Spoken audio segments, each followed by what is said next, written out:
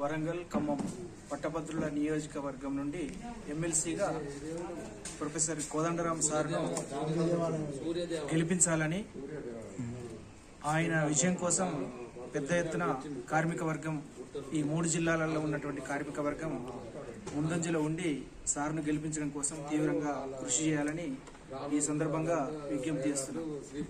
ముఖ్యంగా తెలంగాణ రాష్ట్ర సాధన కోసం సాగినటువంటి పోరాటంలో మొత్తం తెలంగాణ ప్రజానీకాన్ని ఒక్కటి చేసి ఆ ఉద్యమానికి సారథ్యం వహించినటువంటి ప్రొఫెసర్ కోదండరాం సారు ఈ ఎమ్మెల్సీ ఎన్నికలలో నిలబడుతున్నాడు.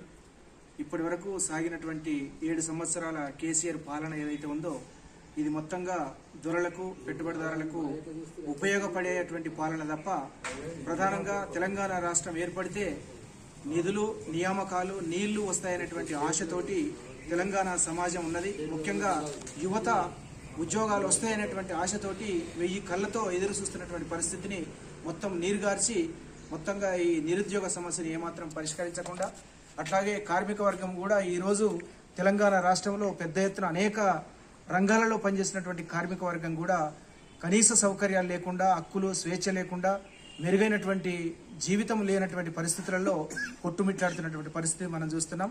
ఈ అన్ని పరిస్థితులను దృష్టిలో పెట్టుకొని కేసీఆర్ ప్రభుత్వం అనుసరిస్తున్నటువంటి ప్రజా వ్యతిరేక రైతాంగ కార్మిక వ్యతిరేక విధానాలకు వ్యతిరేకంగా ఐఎఫ్టియు ఈరోజు రాష్ట్ర వ్యాప్తంగా పెద్ద ఎత్తున పోరాటం నిర్వహిస్తుంది.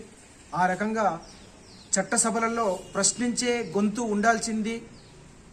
ఉండాలి కాబట్టి ఈ పట్టభద్రుల నియోజకవర్గం నుండి ప్రొఫెసర్ కోదండరాం సార్ను అత్యధిక మెజార్టీతో గెలిపించాలని ఐఎఫ్టియు అన్ని రంగాల కార్మిక వర్గానికి గ్రాడ్యుయేట్స్కు విజ్ఞప్తి చేస్తుంది.